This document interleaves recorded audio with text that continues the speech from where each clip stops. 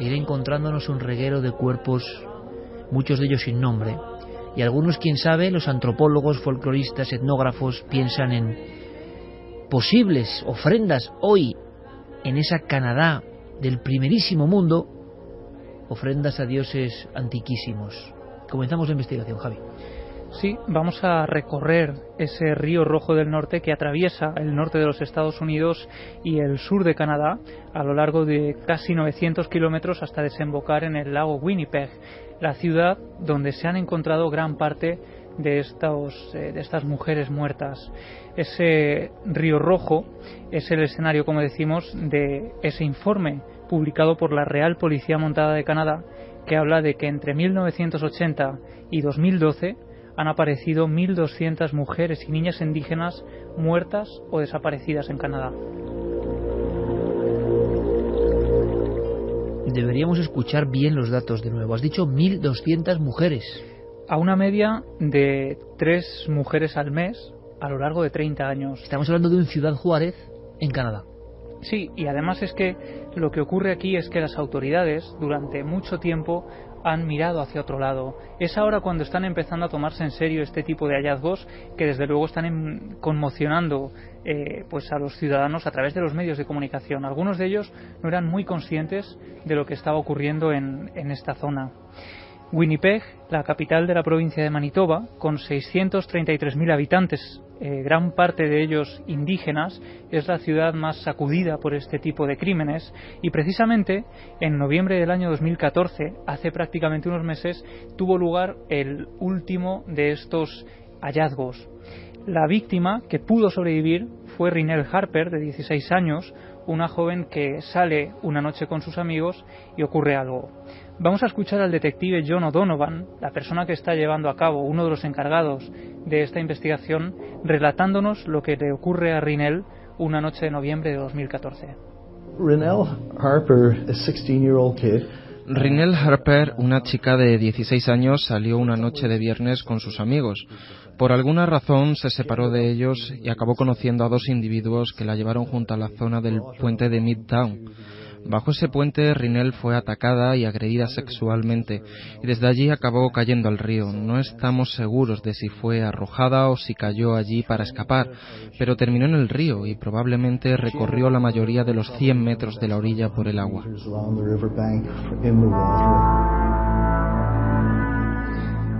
Tras un primer ataque, Rinelle consigue salir del río, pero los acosadores siguen fuera, están esperándola. Entonces vuelven a atacarla una vez más y, convencidos de que le han dado muerte, vuelven a lanzarla al río. Y son precisamente las bajas temperaturas de estas aguas las que consiguen mantener a Rinelle en una especie de letargo que es el que le salva la vida.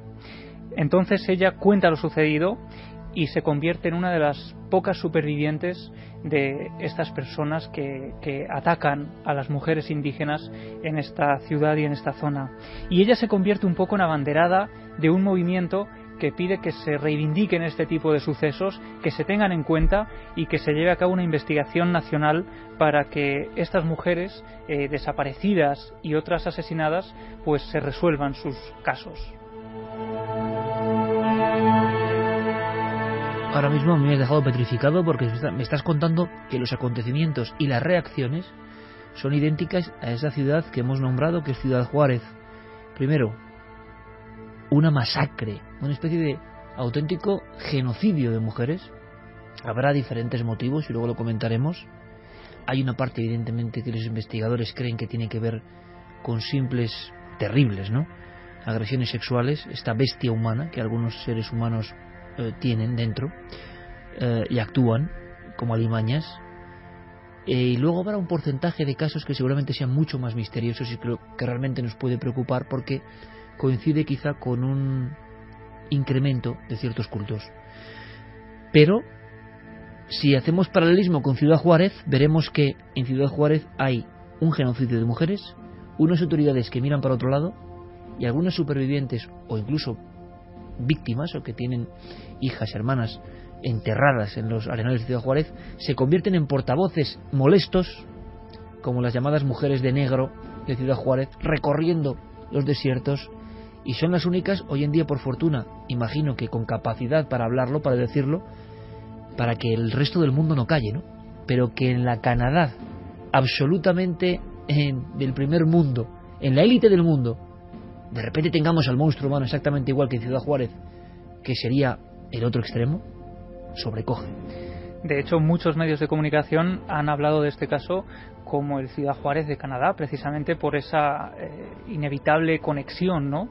Aquí la mayoría de las víctimas son mujeres y niñas indígenas descendientes de los pueblos inuit y metis, de esquimales. Sí, de los antiguos colonizadores y amerindios, y son las personas principalmente agredidas por esta serie de personajes. Otro de los casos más recientes tuvo lugar en agosto de 2014. Este, por desgracia, no tuvo el final relativamente feliz que tuvo Reinell Harper. Esta joven de 15 años se llamaba Tina Fontaine, una niña alegre, una niña que todos los que la conocían decían que era una joven feliz a la que le gustaba estar con sus amigas. Ella, precisamente una noche, también sale con ellas y, sin embargo, nunca regresa a casa. Esta niña, además, es buscada por todos los familiares, por las autoridades. Su caso sí que es uno de los que copa las portadas de los principales medios de la ciudad de Winnipeg. Y, sin embargo, después de varias semanas, un domingo el detective O'Donovan, al que acabamos de escuchar, recibe una llamada en su domicilio de un investigador que le cuenta que acaban de encontrar un bulto en el río y que están intentando sacarlo.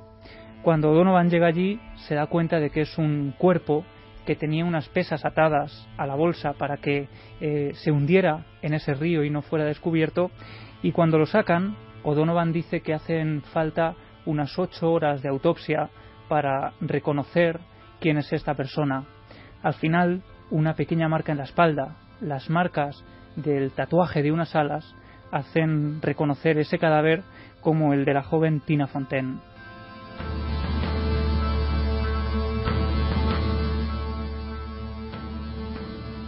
Tina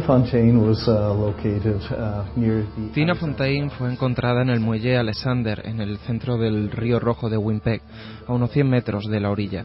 Todo lo que puedo decir es que estaba sumergida y hay ciertas cosas que tenemos que ocultar porque solo las sabrá el asesino. Era muy perturbador. Tenemos fotos de antes de que desapareciera, una chica normal de 15 años, vestida como esperarías de una niña de 15 años, pero lo que encontramos en el río no se asemejaba a una niña.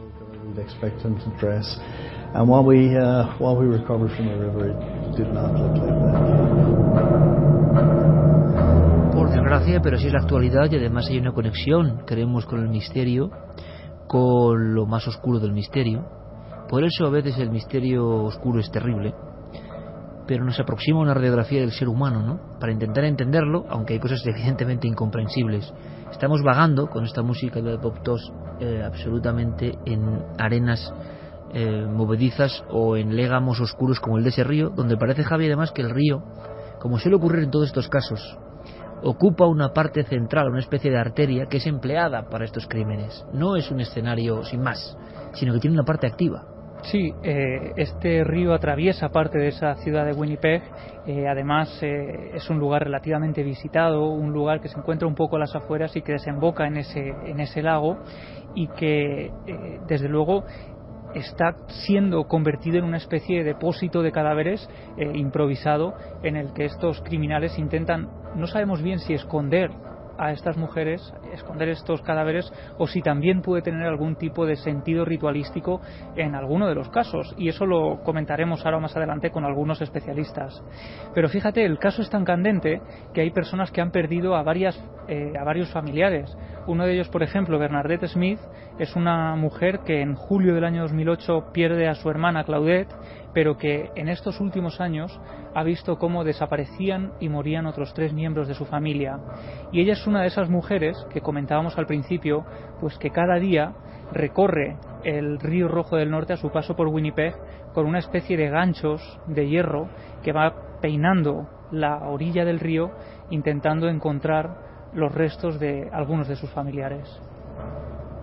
Es una cifra que produce escalofríos, porque naturalmente eso debería haber provocado que las autoridades políticas se hubieran preocupado de organizar un rastreo especial, una investigación dedicada a saber qué había pasado con cada una de estas mujeres y si son fruto o bien de una secta o bien de un depredador.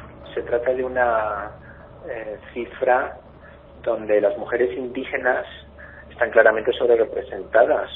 Hay una tendencia al racismo muy fuerte, de tal manera que los posibles prejuicios que se derivan del racismo están probablemente con otros factores vinculados con la violencia, generando un caldo de cultivo que puede estar detrás de muchas de estas desapariciones y homicidios.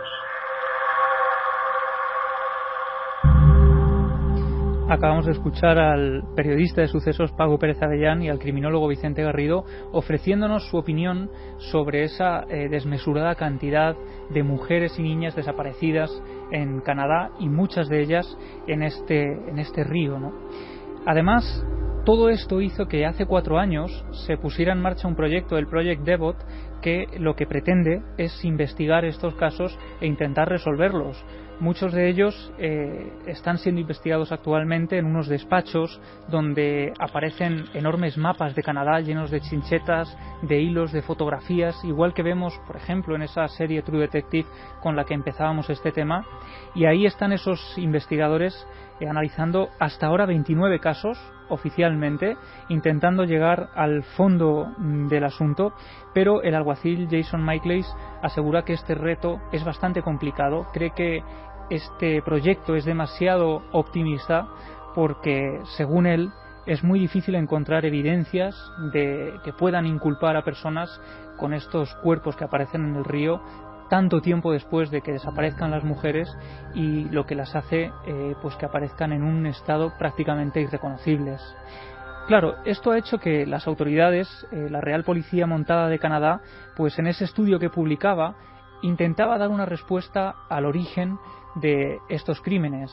Y ellos hablaban de que un 60% de los casos, y esto es bastante preocupante, tiene relación con crímenes cometidos por maridos, familiares o amigos directos de las víctimas, lo cual pone de manifiesto efectivamente un racismo que ha preocupado sobremanera a las autoridades.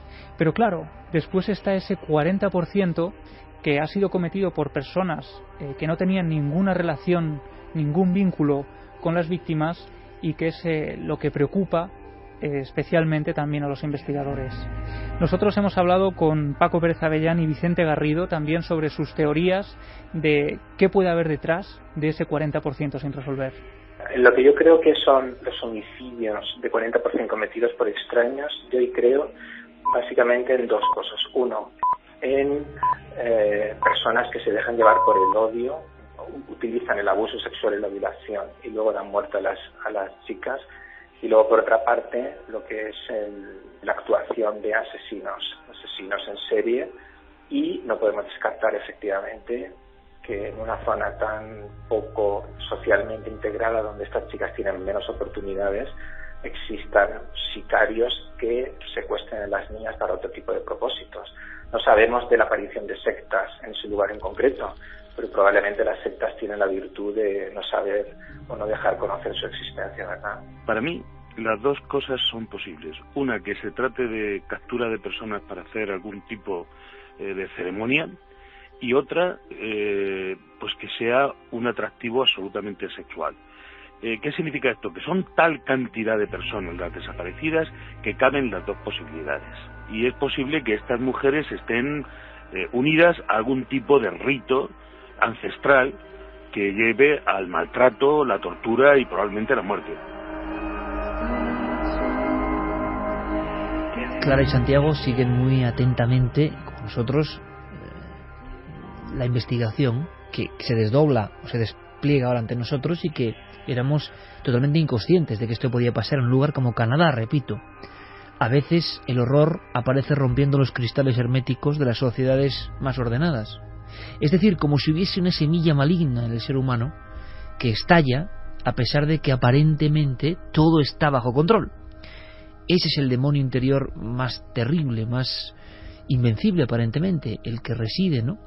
El que hace que además se relacione, curiosamente muchas veces, la muerte el crimen con la violencia sexual, el eros y el tánatos. Hay una especie de conjunción, no se contentan solo con hacer el acto sexual, sino que lo relacionan con una cuestión absolutamente de asesinato. Pero hay mucho más. Luego preguntaremos a nuestros amigos y debatiremos por qué hay muchos grupos y sectas, los ha habido, que utilizan este tipo de ritualística y la amputación, como el caso con el que hemos empezado, que por supuesto está sin resolver en España. ¿En qué clase de rito se hace eso? ¿Cómo se eligen a las víctimas? ¿Se estarán haciendo hoy en día todavía? Desde luego en Canadá la noticia es asombrosa. Y indagando un poco en ese culto ancestral, hablamos de códigos indígenas todavía y hablamos de historias que pueden hacer enloquecer fácilmente. Yo hablaba hace un tiempo, en algunos países, en la comarca andina sobre todo, de los llamados recuperadores de la tradición, y que habían cometido, en una especie de vuelta a un paraíso perdido, ritos y muertes invocando a viejas fuerzas. Es decir, la religión moderna, la tecnología moderna, el mundo moderno no convence a alguna gente, o hay un escape, una salida por otro lado, y esta se encuentra a veces en una idea mitificada de viejos dioses que en esa locura reclaman su cuota de sangre, y para intentar acceder a espacios más elevados, a una purificación del alma, en la creencia absolutamente enloquecida, repito, de estas personas, hay que hacer estos ritos como se hacía antiguamente, ¿no?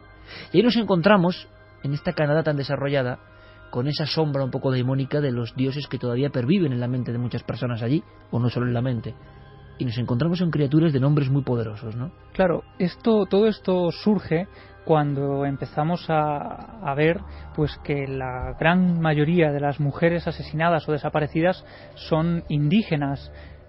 Claro, en parte tiene que ver precisamente con ese racismo del que hablábamos, que la asesora especial de asuntos aborígenes aseguraba que tiene su origen en el imperialismo colonial, que bueno, pues de alguna forma impulsó esas grandes diferencias entre las mujeres aborígenes de la zona. Muchas de ellas son prostitutas que desaparecen, mujeres que no tienen otra forma de ganarse la vida, que no pueden insertarse en la sociedad de una forma normal. Eso hizo que gente como Shaun Lamb, un asesino que acabó con 2 mujeres indígenas en Winnipeg en el año 2013, pues hiciera declaraciones como que estas mujeres son las víctimas perfectas porque son fáciles de capturar, son fáciles también de aislar en un entorno en el que nadie las va a echar de menos, y fáciles por tanto de dejar en el río sin que nadie se dé cuenta o se percate de su desaparición. Ha habido otros asesinos en serie como Robert Picton, un criador de cerdos en Vancouver, que se le empezó a investigar porque también parecía tener cierta relación con algunas mujeres indígenas que habían desaparecido, y se acabó descubriendo que en su granja había restos de 33 mujeres pues que él había asesinado. Había asesinado y arrojado los cerdos. Efectivamente. Y todo esto además nos pone de manifiesto, bueno, se habla de 1.200 mujeres desaparecidas, pero muchas personas están convencidas de que la cifra es muchísimo mayor, porque hay mujeres que no aparecen cuantificadas dentro de este número oficial de víctimas. Y efectivamente hemos hablado con el antropólogo José Luis Cardero sobre qué creencias, qué viejos dioses aparecen en esta zona concreta de Canadá y que podrían tener alguna relación con este 40% de los crímenes sin resolver. Y esto es lo que él nos ha comentado. El hecho de que exista un 40% de casos inexplicados evidentemente puede dar lugar a que existan algún tipo de adoradores de dioses antiguos, ¿no? Nosotros, ¿te acuerdas que en nuestras conversaciones hablábamos del Wendigo, que era como una especie de divinidad algonquina, fundamentalmente de origen algonquino, de origen amerindio, que era un ser fundamentalmente malvado que se dedicaba a devorar a las víctimas, ¿no? Las atacaba y las devoraba. Esto ocurría en los lugares salvajes, en los bosques, en los grandes bosques, en las grandes extensiones de lagos y de ríos que existen en el Canadá.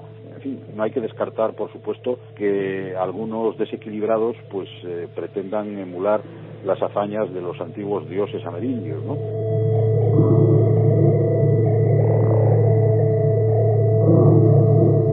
Además, incluso antropólogos forenses, antropólogos que se dedican también a la cuestión etnográfica, es decir, al estudio del hombre y su etnia y su pueblo y su tradición oculta, hablan del mal del Wendigo incluso. Claro, es algo que ocurrió hasta bien entrado el siglo XIX, que ocurría en algunas tribus de Canadá y que decían pues que las personas que sufrían esta psicosis del Wendigo primero empezaba por perder el apetito, empezaba a tener náuseas y vómitos, malestar ante la comida normal.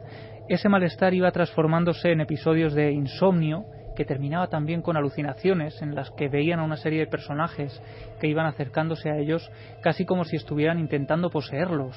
Y el miedo que les sobrevenía entonces era el miedo a convertirse en caníbales, a ser poseídos por esos wendigos que comían hombres y que acababan devorando campamentos enteros. Y todo esto fue estudiado en su día por el importantísimo antropólogo Marvin Harris, que estudió casos de ese siglo XIX, miembros de algunas tribus que mataban a sus compañeros de forma salvaje porque ellos creían estar infectados por estos wendigos. Harris, en las noches del misterio, vino un chico y me regaló nuestra especie de Harris, ni más ni menos. Nuestra especie, que está tan perturbada en ocasiones como estamos viendo, ¿no?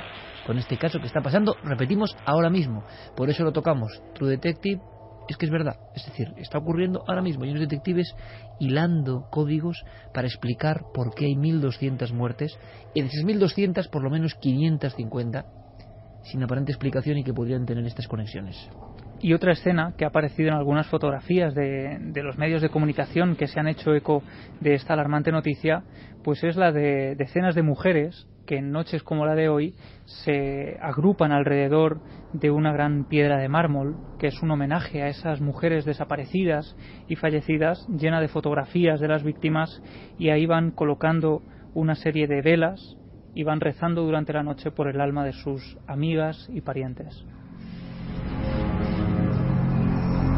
No es cuestión de reivindicar cosas, ni mucho menos, y además en estos temas tan oscuros, peor, ¿no? Porque si para algo sirve asomarse al pozo del abismo es para ver el reflejo e intentar comprender un poco mejor el mundo que nos rodea, es decir, extraer un aprendizaje hasta de esto. Tampoco podemos permanecer del todo ajenos a esta realidad asombrosa, sobrecogedora, terrorífica, más que cualquier historia de espiritismos o de fantasmagorías. Este es el ser humano y esto parece incontrolable. La gran pregunta es ¿por qué? ¿De dónde? ¿Cómo además el ser humano o la alimentación de ciertas oscuridades da un reflejo todavía mayor o una mayor energía negativa a estas personas, ¿no? A estos individuos que vagan por la noche para hacer un rito o para saciar su apetito sexual incontrolado? Pero es que hay un detalle todavía más sobrecogedor. En 2003 nosotros hablábamos por vez primera, es lo que quería decir, no es ningún galardón, pero la primera vez que en la radio se habló de Ciudad Juárez en nuestro país fue en Milenio 3. Bueno, porque nos impresionó mucho lo que estaba pasando. Y si ahora mismo en Canadá hay mujeres y madres rodeando una tapia o un murete blanco de mármol junto al río buscando con ganchos, en los últimos 12 años ha habido mujeres vestidas de negro que enlutadas recorrían el desierto, en unos desiertos donde hay ahora mismo todavía unas cruces rosas con nombres que son las desaparecidas. Cientos y cientos de desaparecidas en los últimos 10 años en Ciudad Juárez, con silencio de médicos, forenses, policías, políticos, como un genocidio encubierto. El desierto y casi los hielos de Canadá. Y al final un mismo fenómeno.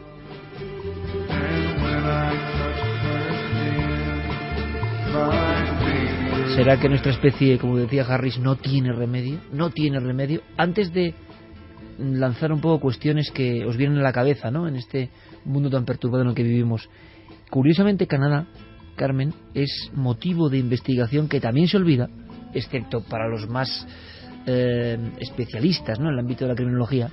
Porque Canadá fue noticia, en Cuarto Milenio lo contamos, pero no hemos podido dar más datos, no sé si los hay, de última hora, en torno a una zona de ese país donde de pronto empiezan a aparecer unos restos, como creo nunca ha ocurrido en la historia de los misterios que tienen que ver con la sangre, ¿no? Un reguero, como si fuera un señuelo, decían el resto de un accidente, pero solo aparecía un pie. El misterio de los pies de Canadá, quizá ahora tenga otro sentido. Se hablaba de Vancouver y se hablaba de una granja de cerdos donde han desaparecido 33 mujeres, se dice pronto, ¿no? Bueno, pues, ¿qué pasó? Al organizar este tema, todo el equipo ha pensado de inmediato en lo mismo. ¿Qué pasó con aquello de los pies de Canadá? Pues esto comienza en el año 2007, el 20 de agosto, cuando una chica que iba paseando por la playa al pie de la isla de Jedediah se encuentra con lo que ella cree que es simplemente una zapatilla deportiva. Cuando se acerca a esa zapatilla ve que dentro hay un pie amputado. Lo primero que hacen al reconocer ese cuerpo, ese miembro, porque del cuerpo no había absolutamente nada, ven que al parecer no ha sido cortado, no hay ningún rastro, aunque estaba en estado de putrefacción, no hay ningún rastro ni de sierra ni de cuchillo, con lo cual creen que ha sido alguien que se ha ahogado y que por el tiempo que llevó en el agua ese miembro se ha desmembrado del cuerpo. Lo raro es que meses después, el 26 de agosto, solo unos días después, otro pie se encuentra también en una playa. Así hasta 12 que han logrado identificar 5 hombres, 1 de mujer, y los demás no saben, por el mal estado en el que se encontraban, a quién pertenecen. Incluso dicen que hay unos de muy pequeña medida que pueden ser incluso de un niño. Claro, y se llegó a pensar incluso en un accidente, pero tampoco había constatación de ningún accidente de ese tipo, ¿no? Se plantearon... Y siempre un solo pie, nunca hay los dos. Fíjate, siempre, sí, han encontrado 2. En 2 ocasiones han logrado identificar el cuerpo, los pies de una mujer y los pies de un hombre. No lo sabía. Y han aparecido, además, los pies con distinta fecha, ¿eh? Lo que pasa es que al ir recopilando y al ir investigando con los miembros que tenían, han logrado identificar 2, uno de una mujer y otro de un hombre. Y otro detalle que, si no recuerdo mal... las zapatillas. Exacto, eran zapatillas deportivas. Eran se pensó zapatillas incluso deportivas, en corredores solitarios en algunas zonas, ¿no? Menos en los últimos casos, que entonces la policía ya empezó a preguntarse si había algún imitador de un posible asesino en serie que no podía haber cogido a una víctima con zapatillas deportivas, porque todos los primeros casos son con zapatillas deportivas. Y fíjate, la policía llega hasta investigar qué modelos son, qué fabricación, dónde se han fabricado, quién las puede tener. Y se plantean varias hipótesis. Esa que decías tú del accidente, en un principio dicen que puede ser un accidente de avión, pero no coincide. Después dice que puede ser un ajuste de cuentas. Y sobre todo que no aparezcan otros miembros, ¿no? Miembros, solamente pies. En un principio eran solo pies izquierdos, además los primeros que aparecen, luego ya empiezan a aparecer también de derechos. Lo que te decía, después de las zapatillas hay otro pie que aparece con una bota, como si fuera de explorador, de estas que se llevan para senderismo también, y otro pie desnudo, otro que no tenía absolutamente nada. Como hipótesis también plantean que puedan ser víctimas del tsunami que se produce en Asia en el año 2004, o algo que tenemos todos en mente, que es el asesino en serie, alguien que se dedique a amputar esos miembros y por algo los vaya soltando. ¿Cuántos ha habido en total? 12. 12 ya. 12. La noticia inicial era 7, luego dimos una noticia de 9 y ahora son 12. 12. Es verdad que es un tema como para ponerse malo, porque es una historia que es muy oscura. Y que no se ha resuelto ni tienen la más mínima pista, además. ¿Por qué algunas sectas, algunas agrupaciones desde la antigüedad, Santi Clara, se dedican a esto de la amputación, que tendría una conexión, ¿no? En el ámbito ritualístico hablábamos de la posibilidad de deidades que necesitan esa cuota de sangre. Hay un momento en la historia que esas deidades ya piden sangre. Al principio son como parte de la naturaleza, lo hemos contado muchas veces, y luego de repente se convierten en un poder ajeno al hombre que somete al hombre. Y por otro lado, señuelo y se ha hablado incluso en España de ritos concretos donde se mezcla la sexualidad, la depravación, la violencia y el puro rito. No sé dentro de los ritos qué sentido tiene todo esto de la amputación. Bueno, la verdad es que yo creo que aquí tiene que ver un poco hay que tener en cuenta qué partes se amputan. La amputación en sí mismo es un acto de castración. También, por ejemplo, en el caso de los pies, en la simbología, los pies descalzos, los pies también que a veces se ven en las personas que en sueños se ven sin pies, por ejemplo, es un símbolo de muerte. Precisamente cuando los muertos se cree que flotan, que no tienen pies. Bueno, muchas de las apariciones nunca tienen pies, ¿no? Sí, y desde el simbolismo puro se nos habla de la persona descalza, es el que también va a morir, ¿no?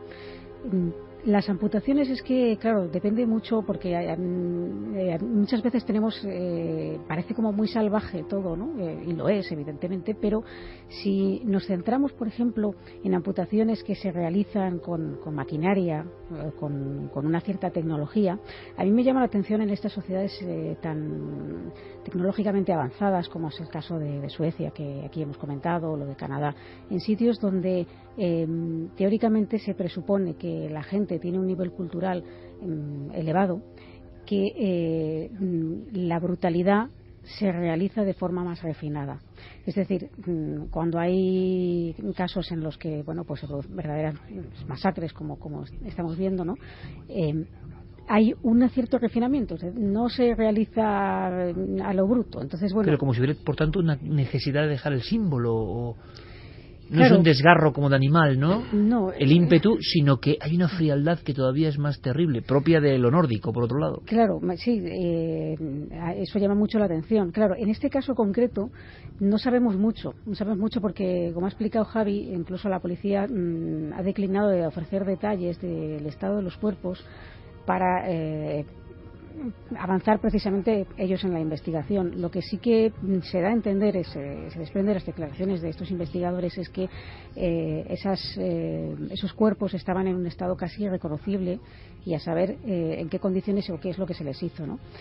Llama la atención también que aparezcan siempre en el río, o que esto suceda en un río, ¿no? ¿Simbolismo también? Claro, el río, el agua, podría a lo mejor representar algún tipo, vamos, de hecho lo habéis estado diciendo, este personaje de la mitología lo que hacía era ir a los ríos y a los lagos. No sé si ahí existe una conexión, o podría llegar a existir una conexión. Pero es un buen dato.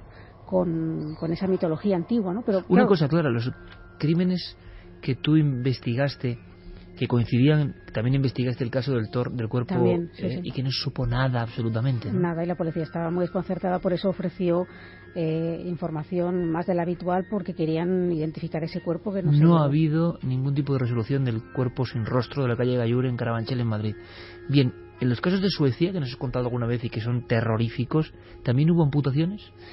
En los casos de Suecia, claro, lo que había eran los testimonios de esos niños, que además luego no se llegó tampoco a nada, porque se presuponía que estaban enterrados en unos bosques cercanos a la capital, y que en esos bosques de Swedenhall pues había unas grandes capas de hielo, en invierno aquello era tremendo para poder buscar los cuerpos, y la verdad es que aparte de los testimonios de los niños que contaban que ellos habían visto esas mutilaciones, y también incluso a las madres que estaban embarazadas, ellos habían realizado una serie de dibujos en los que se veían a personas encapuchadas realizando cortes con cuchillos en el vientre de esas mujeres para extraerle los fetos. Luego todo quedó en algo que las autoridades negaban. Había esa misma capa de silencio extraño que aparece en Ciudad Juárez o aparece en Canadá también, que no queda nada claro al final. No queda nada claro, porque de hecho como si molestase también que esto reflotase, porque desde luego para un país es un estigma, ¿no? Y es una sensación se estuvo publicando, de hecho en prensa española, la ABC por ejemplo publicó muchísimo esta información, se sacaron los dibujos. Yo escribí al centro de inmigración preguntando por esto, y me decían que eso eran invenciones de los niños. Pero también intenté hablar con la catedrática de Uppsala, que es la que había sacado a la luz todos estos testimonios después de entrevistar a algunos de estos niños, y esa mujer directamente no quiso hablar conmigo. Yo no sé si estaba amenazada en aquellos momentos. Lo cierto es que quedó todo como en un revoltijo, pasó a ser parte como si fuera una leyenda urbana, y al final no hemos sabido nada más. En cualquier caso, sin saber realmente la motivación que hay detrás de los asesinatos, es muy difícil saber exactamente qué quieren decir las mutilaciones. Hay ámbitos, como es el ámbito puramente criminal, en que se pueden hacer desde por ajuste de cuentas. El caso de los narcos mexicanos con las decapitaciones es muy típico, donde se puede hacer, como puede ser también el caso del famoso torso, para evitar precisamente la identificación. Es muy típico el corte de manos y cabeza, precisamente para dificultar la identificación de un cadáver. O si estamos hablando de asesinos en serie, entonces ya el universo se abre de una manera bárbara. Trofeos. Un asesino en serie generalmente le gusta guardar un trofeo, dependiendo del fetiche sexual o del fetiche erótico que tenga. Pueden ser pies directamente, pueden ser lenguas, pueden ser cabezas, puede ser cualquier cosa que le haga revivir en la soledad de su guarida la emoción que ha sentido en el momento de cometer el asesinato. Es su pequeño álbum de recuerdos, su pequeño museo. También se puede dar el caso, pues por ejemplo, de que la manipulación del cuerpo es precisamente ejercer tu poder sobre el cuerpo. Precisamente el primer asesino mediático de la historia, Jack el Destripador, se puede ver perfectamente esa evolución, como según va cogiendo confianza, según va cogiendo práctica, va cada vez abusando más de los cuerpos de las víctimas, hasta que llega al punto de arrancar corazones, quemarlos, amputar pechos y caprichosamente colocarlos como almohada en la cabeza de una de sus víctimas. Es un ritual. Probablemente no es más ritual que el ejercer el poder sobre el cuerpo ajeno de la manera más brutal y más evidente posible, más luego lo que haya en el fondo de esa mente perturbada.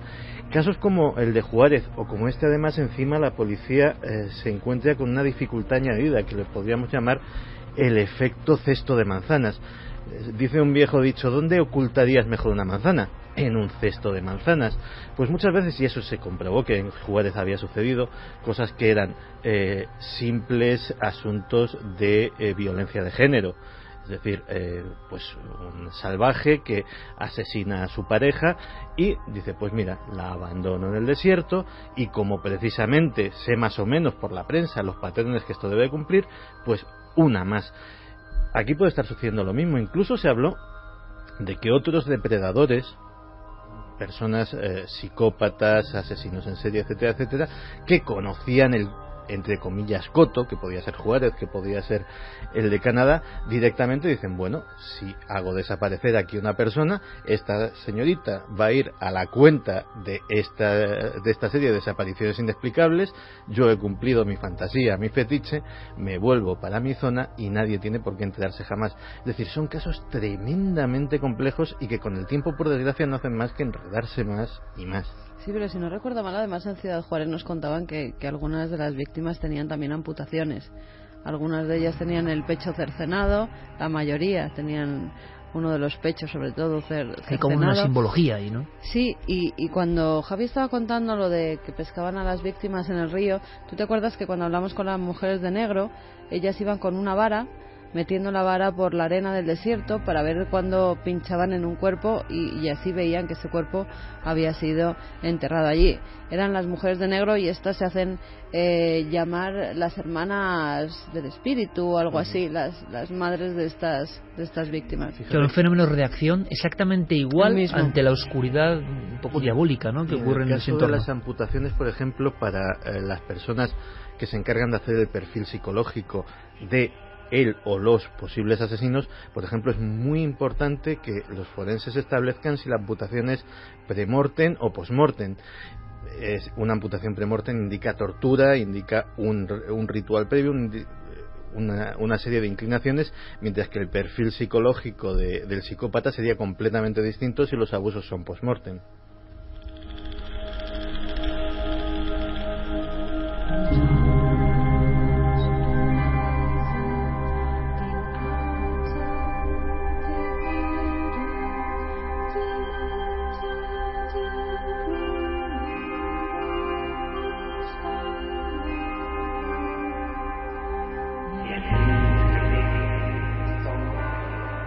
Porque es un ritual indígena, es algo entre ellos.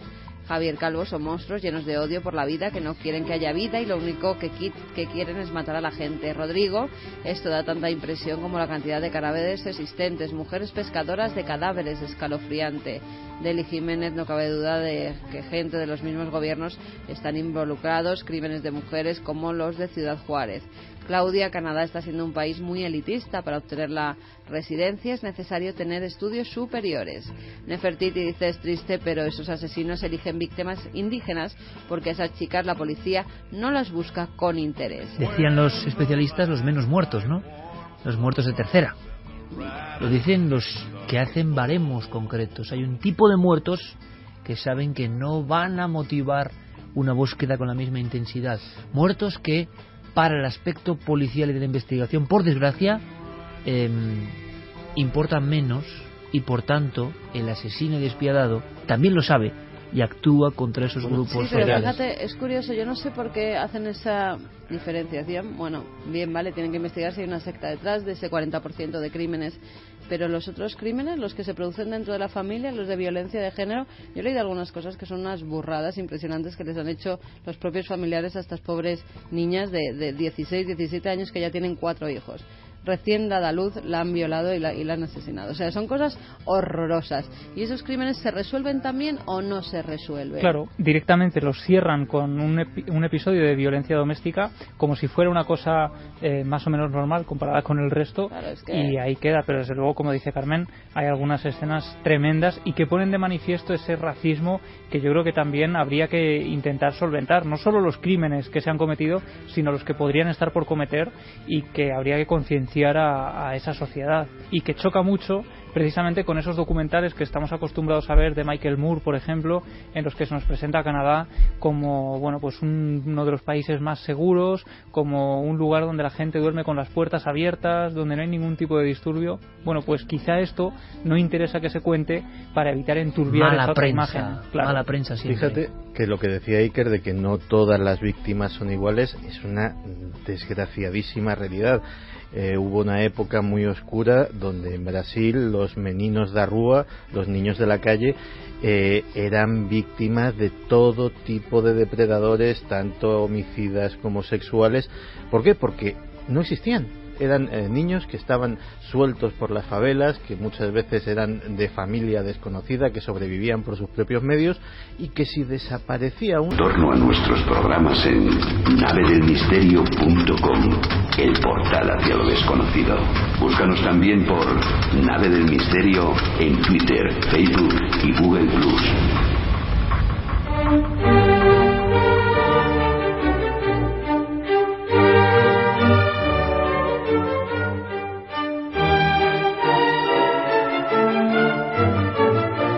Por fortuna esto es bien diferente.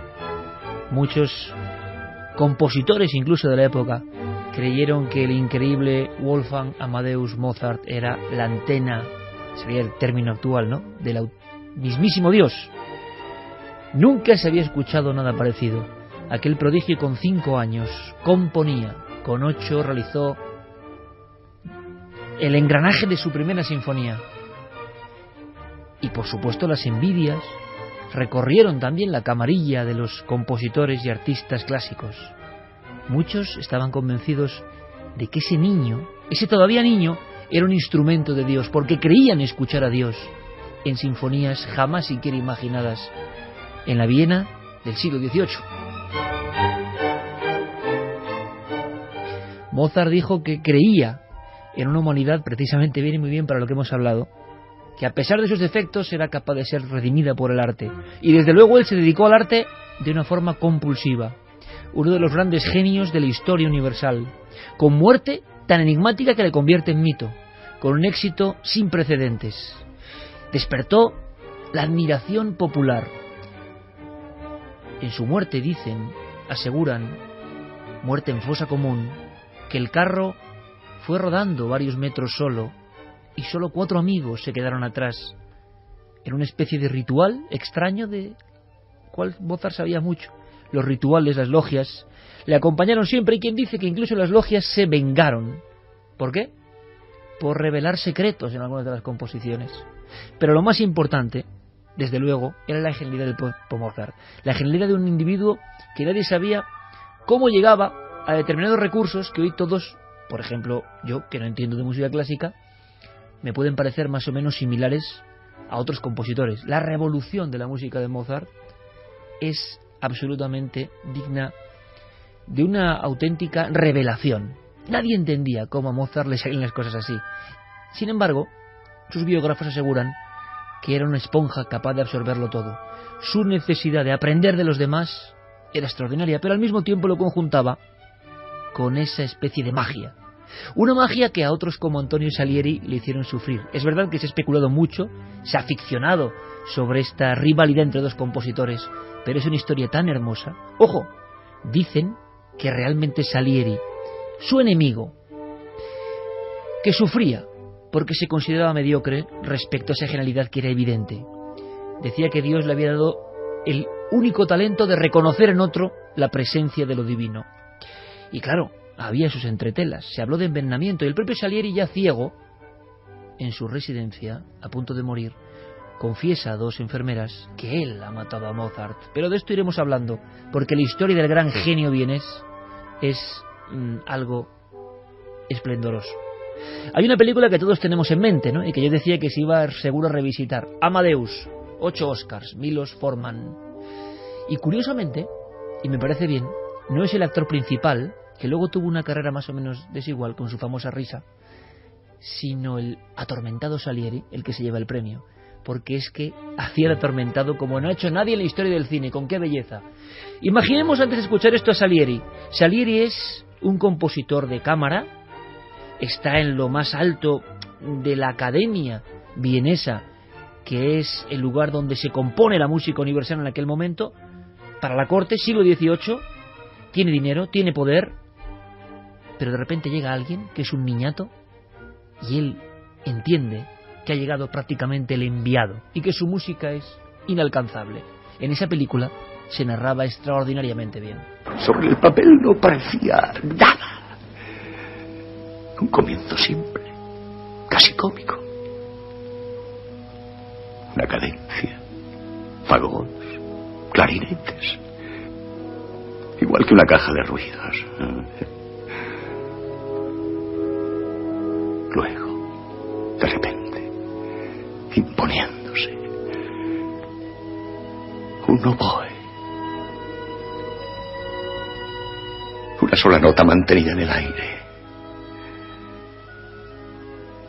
hasta que el clarinete toma el relevo, la dulcifica y la convierte en una frase deliciosa.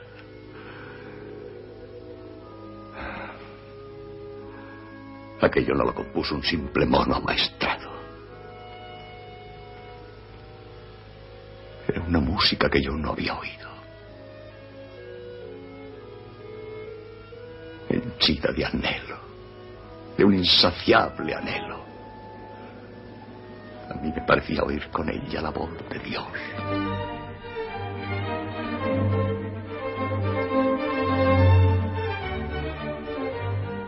Por algo se habló del efecto Mozart. Los bebés eran capaces de relajarse o de tener una especie de expansión cerebral. Lo recordáis, ¿verdad? Con Wolfgang Amadeus Mozart. Su conexión con lo extraordinario ha estado siempre ahí. Es el compositor junto a Beethoven más célebre de todos los tiempos, el más vendido de toda la historia. 626 composiciones, un récord, dicen que inalcanzable. Algunos de sus coetáneos dijeron que el mundo no vería jamás un talento semejante. Y sin embargo Salieri, preso de la envidia, un Salieri con crisis nerviosas, porque no sabía cómo acabar con el reino intangible de Mozart. Cuando Mozart llegaba, todo el mundo se rendía a sus pies. La música hablaba por él. Salieri se lamentaba. A partir de ahora somos enemigos, tú y yo, porque has elegido como instrumento tuyo un muchacho infantil, lujurioso, obsceno y jactancioso, y a mí me brinda solo la capacidad de reconocer en él tu encarnación, porque eres injusto, desleal, cruel.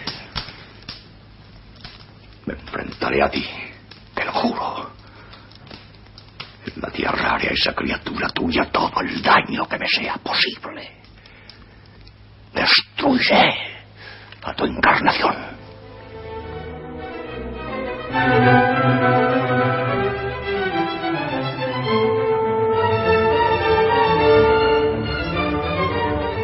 Compuso su primera obra a los 5 años, murió a los 35.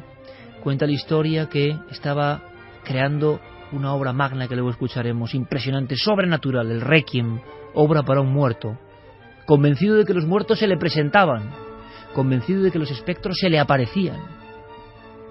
Pero una tarde de 1791, junto a su esposa, una esposa preocupadísima que le dice que deje de crear esa obra extraña que le ha pedido un misterioso mensajero que luego conoceremos. Durante unos días abandona el Requiem y recupera la salud, pero después vuelve a esa obra terrible, cae enfermo y muere. Antes de morir, sentado en un parque, a su esposa Constanza le dice: en el fondo el Requiem que estoy componiendo es mi propio Requiem, la composición de mi propia muerte, porque es la muerte la que en sueños viene a visitarme. Y después el hinchazón, los vómitos y la sospecha hasta hoy de que fue envenenado. ¿Será verdad o es parte del mito de la historia del más genial compositor de todos los tiempos? El genio precoz, la biografía del artista adolescente, Mozart.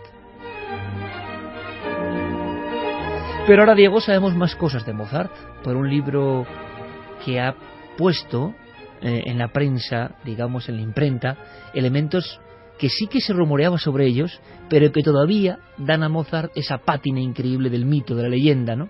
Fue enterrado en fosa común, pero de ningún otro compositor de todos los tiempos ha hablado más que de él. Pues sí, la verdad es que decir que, como estábamos comentando, que es uno de los más geniales compositores de todos los tiempos, parece, escuchando su música, redundante, ¿no? Parece innecesario, pero como dices, no lo es tanto poner sobre la mesa su relación con personas o con grupos que estuvieron estrechamente vinculados al esoterismo, al conocimiento oculto, y eso es algo que Mozart tuvo por bandera durante toda su vida. Fíjate que él fue amigo de Franz Anton Mesmer, por ejemplo. Ni más ni menos. Sí, un reconocido masón, un médico con inquietudes filosóficas que seguramente muchos de nuestros oyentes conocerán. Para los que no, diremos a grandes rasgos que fue un personaje que llegó a desarrollar la teoría del magnetismo animal, que la investigó, hipnosis, sí, el fundador de la hipnosis, ¿no? Efectivamente, claro, y además investigó, por ejemplo, la influencia de los astros en la salud del ser humano, entre otros muchos asuntos. Esos eran los amigos de Mozart, ¿no? Sí, como los amigos de Santi, estos eran los amigos de Mozart. Mesmer, por ejemplo, conocía a Mozart, podemos decirlo, cuando ese futuro genio todavía era un niño, como decías antes, un niño prodigio, ¿no? Sus familias llegaron a tener un vínculo muy estrecho y te puedes imaginar esas conversaciones, claro, unas conversaciones de las que Mozart se empapó hasta la médula, que giraban en torno a conocimientos pues muy poco difundidos en aquella época, que tocaban a menudo el papel de la simbología oculta en la música. Una serie de ideas, Iker y compañeros, que calaron en aquel niño hasta el punto que años más tarde, en su ópera Così fan tutte, por ejemplo, aparece una barra imantada para despertar a dos de los personajes que parecen muertos en la obra, y eso aludía directamente a las investigaciones. O sea, las inserciones mágicas, Diego, en el Mozart conocido, están ahí permanentemente, y ojo al dato que has dado, con 5 o 8 años, mientras asombra a la corte y a lo que no es la corte, con unas composiciones como pianista, violinista, compositor, o sea, un niño haciendo cosas que no se ha visto ni ningún adulto, ¿no? Pero él es un niño que ha estado empapándose de conversaciones, conceptos y amistades familiares que no son para nada convencionales. Claro, hay que pensar en la época, en el contexto. Estamos a finales del siglo XVIII, a las puertas de la Revolución Francesa. Es un momento histórico en el que los ideales de fraternidad, de armonía universal están muy presentes en la sociedad. Y Mozart, como tú justo decías en tu introducción, era una esponja, literalmente. Eso dicen sus biógrafos, que a nivel musical lo absorbía todo y que ese mismo interés se aplicaba, ¿no?, a sus intereses a nivel social. Le ocurría lo mismo con todo lo que le rodeaba. Estaba predispuesto a aprender de todo. Y había un buen número de músicos masones en aquella época, Iker. Y por supuesto, el joven Mozart se sentía interesado por el papel que el arte de la música tenía o podía llegar a tener en las logias masónicas. Hablamos de un caldo de cultivo que era, desde luego, muy propicio y que desembocaría en el ingreso en la masonería por parte del compositor. Pero eso es algo que nos ha contado alguien que conoce muy bien esa faceta de Mozart. Es Domènec González de la Rubia, que es compositor, director de orquesta y presidente de la Asociación Catalana de Compositores. Así nos contaba la relación entre el genio y la masonería. Creía firmemente en el papel social de la masonería, con lo cual a él no le interesaban ir a las logias para reunirse y, digamos, debatir con los amigos o encontrarse en un club social. Él quería que la masonería fuera mucho más activa. Y después también, tal vez por influencia musical, creía que la masonería debería tener un aspecto más oculto, más simbólico, ¿no? Es decir, que tuviera una incidencia especial en los símbolos que representaba la masonería, pero a un nivel un poco trascendental. Tal vez porque la música en sí misma es un lenguaje simbólico, en el cual, a través de los sonidos, pueden representarse muchas cosas que aparentemente son intangibles, por lo cual siempre intentó tener relación con aquellas logias en las cuales la música era importante, pero también en las cuales se hacía más incidencia en este ambiente un poco más simbólico y por qué no decirlo, más oculto, ¿no? Porque a él eso le atraía y le gustaba y lo consideraba importante. Con la música de Mozart y de otros grandes, claro, no sé qué pasa, que el ánimo se eleva, ¿no? O uno tiene ese anhelo que tenía él quizás, ¿no? Aunque no entendamos de música clásica, no hace falta entender. Es como nos llega a las células casi. Hasta los Illuminati, ojo que esto va a gustar a muchos, aparecen en esta historia, Diego. Claro, porque evidentemente en aquella época había relación entre los integrantes de la masonería y los miembros de la orden Illuminati. Mozart tenía amigos Illuminati. En los archivos de la policía de Viena, que están fechados, por ejemplo, en enero de 1792, aparecen una serie de personajes muy importantes en la sociedad de la época que la policía de aquel tiempo consideraba sospechosos de pertenecer a esta orden. De hecho, algunos amigos de Mozart, como el barón van Swieten, uno de sus amigos más fieles, era el número 14 de esa lista en concreto. El 15 era el barón Jacobi, que era además miembro de la misma logia masónica a la que pertenecía Mozart. Y es que incluso el propio Mozart estuvo en alguna de esas listas negras. Lo escuchamos. ¿Hasta qué punto Mozart se inmiscuyó en este tipo de actividades? Es difícil saberlo, pero no olvidemos que las personas de las que hablamos no eran meros personajes en el mundo de Mozart de una manera secundaria. No, eran personas muy unidas a Mozart, y es evidente, cuando una persona está muy unida a otra, evidentemente habría una relación, y seguramente que estaban al tanto de las cosas, ¿no? De hecho, es curioso, es una anécdota, pero quién sabe si es solo una anécdota, ¿no? Mozart murió en 5 de diciembre de 1791, y el mismo día que Mozart murió, el barón Swieten, que era uno de sus amigos más importantes, recibió la nota de palacio en el cual se le decía que había sido destituido de todos sus cargos oficiales, ¿no? Es decir, era una manera de liquidar definitivamente ese cenáculo en el cual masones e Illuminatis estaban juntos.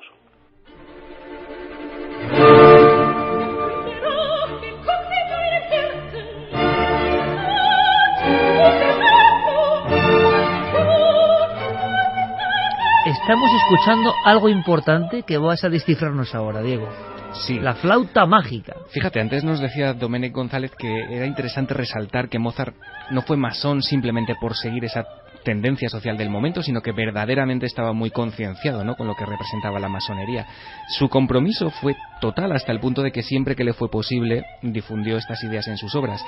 Y la que más elementos reúne es esto que estamos escuchando, es la flauta mágica. Hay quien dice, Iker, que esta ópera es un compendio perfecto de conocimiento oculto, que es algo casi para iniciados.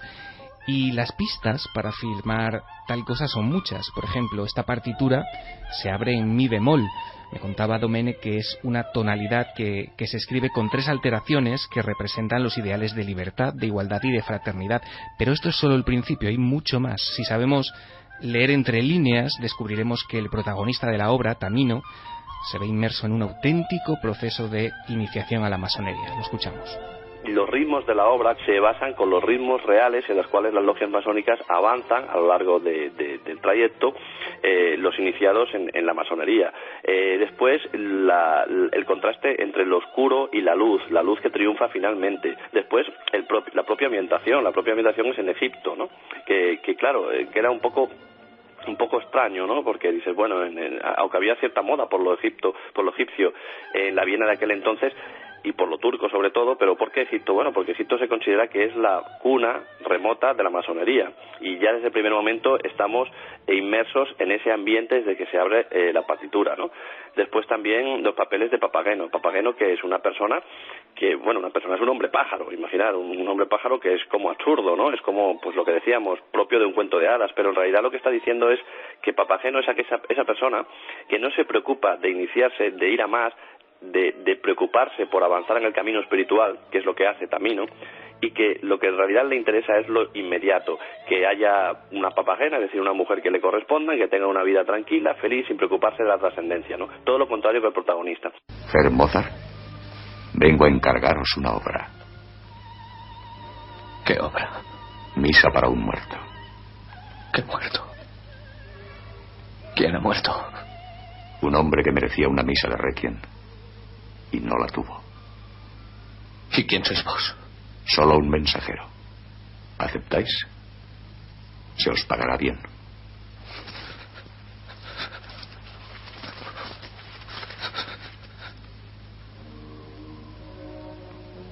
Trabajad deprisa y no digáis a nadie lo que hacéis.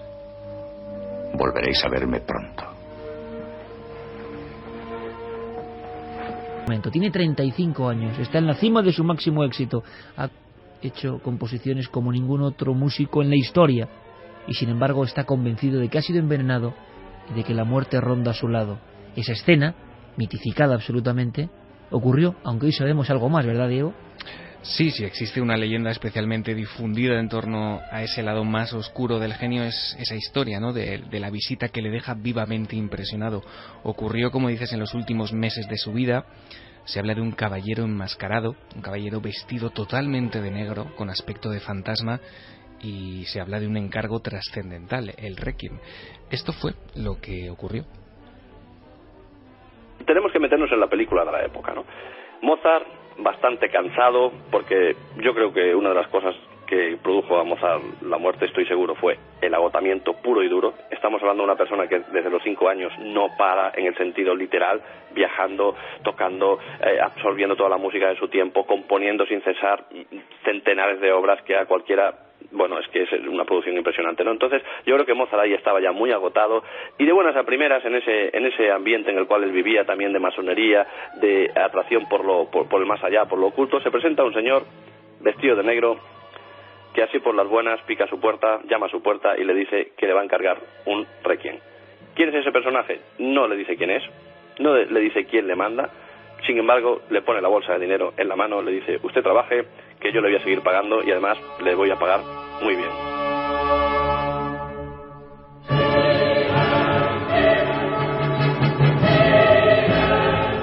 Lo que sabemos ahora, Iker, es que quien llamó a la puerta del compositor aquel verano de 1791 no fue ningún fantasma, la explicación era mucho más terrenal. Sabemos ahora que era un sirviente al servicio de uno de los abogados del conde Walsek Stupak, una persona que también pertenecía a la masonería y que tenía la costumbre de encargar obras para luego él atribuírselas a sí mismo o a otros profesionales. Era gran aficionado a la música y bueno, copiaba las partituras y después invitaba al auditorio a adivinar quién era el auténtico autor de la obra. En sus últimos días, Iker, Mozart entra en una espiral de obsesiones, como tú has contado, que le provocan visiones, que le provocan un estado de ánimo casi próximo al colapso. Existen grabados muy impactantes que le representan en su lecho de muerte, al lado de su esposa, de Constanza. Aparece escribiendo algunos de los acordes de este requiem. Pero, ¿qué fue lo que precipitó el final? Bueno, pues nuestro invitado también nos ha hablado de ello. Mozart estaba muy inquieto en los últimos momentos de su vida, tenía sueños en los cuales se le aparecían, pensaban que estaba muerto y que se le aparecían fantasmas.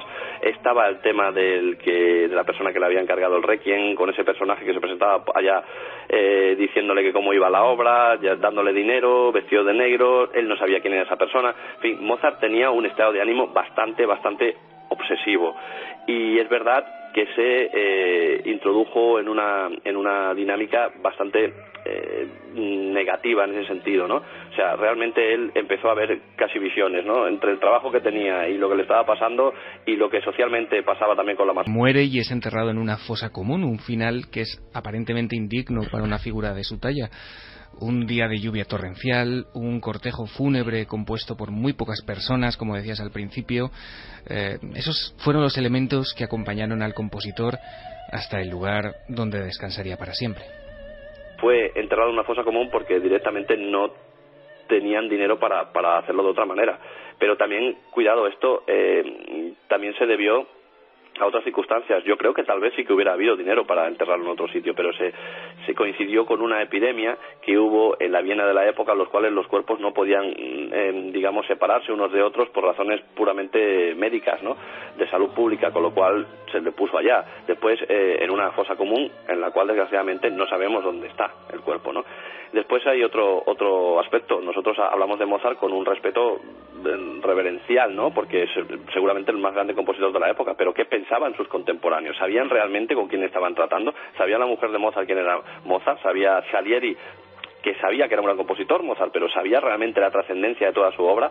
Claro, entonces ahora a nosotros nos extraña esto, pero realmente las cosas se dieron así. No solo es que estuviera enterrado en una fosa común en la cual no se sabe dónde está, sino que el séquito realmente fue muy triste. Era un día lluvioso cuando lo enterraron y se quedaron, pues, Salieri, precisamente, un amigo, no sé si fue un amigo de la logia masónica, no recuerdo ahora, su mujer y 3 o 4 personas que acompañaron el carro con el cadáver hasta el límite que pudieron, y después siguió el carro solo, sin nadie, y sacaron el cadáver, lo metieron en la fosa común, ¿no?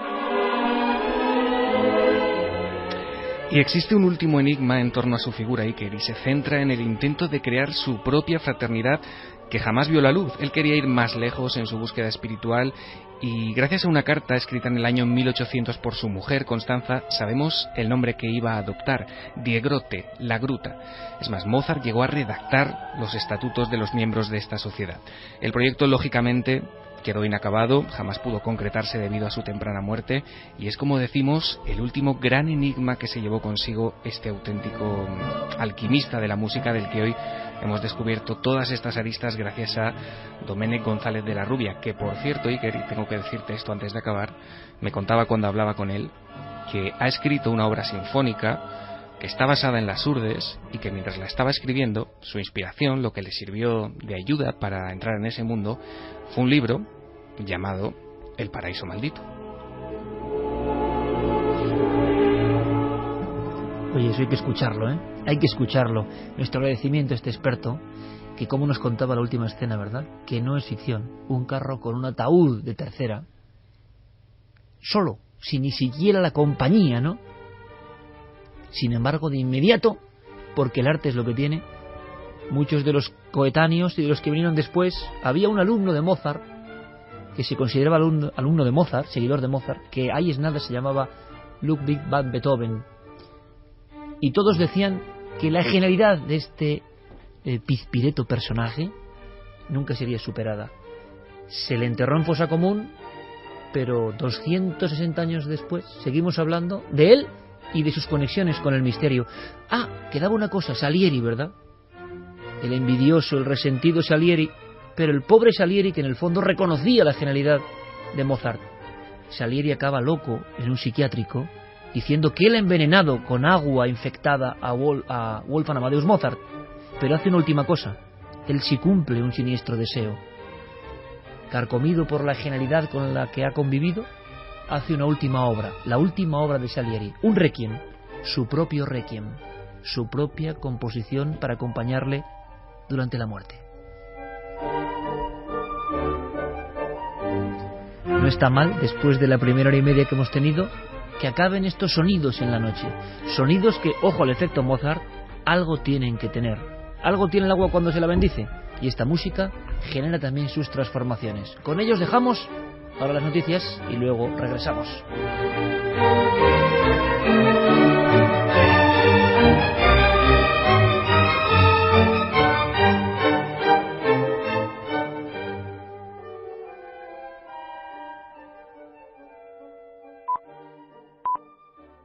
Para que se haga una idea de nuestros oyentes, el padre se rompe una pierna, poco después pierde el trabajo, su tío, el tío de Fabio, muere a una edad muy prematura en un momento inesperado.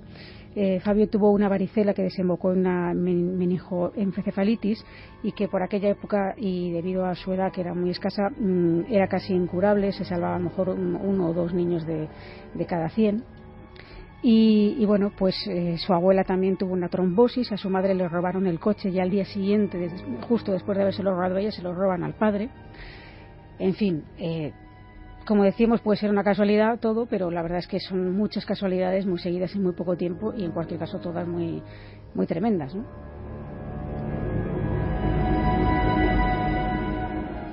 El padre de Fabio comienza a estar muy inquieto en la casa, muy angustiado, y frecuentemente le dan ataques de ansiedad y necesita salir de la casa, y a veces incluso necesita ser tratado por esto, ¿no?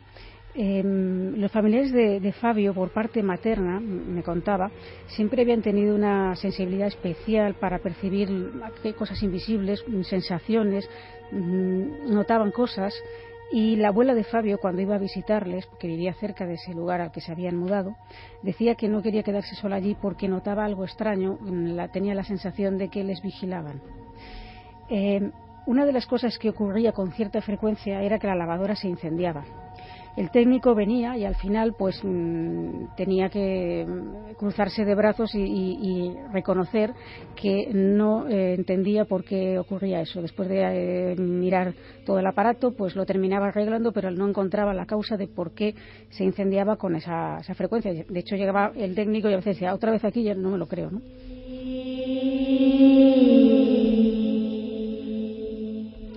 Fabio, pese a su corta edad, o quizá pues gracias a esto, también percibía algo raro.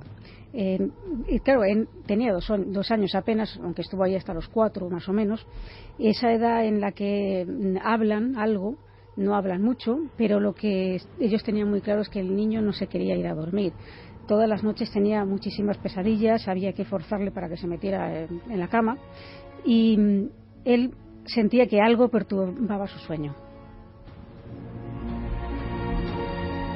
Yo en mi habitación, durmiendo en la otra casa, perfectamente, en mi habitación no quería irme a dormir. Era imposible llevarme a dormir, y antes de dormir gritaba llorando, no quiero ir a dormir, no quiero. El hombre de blanco, el hombre de blanco. El hombre de blanco está aquí otra vez, el hombre de blanco, no quiero volverle a ver.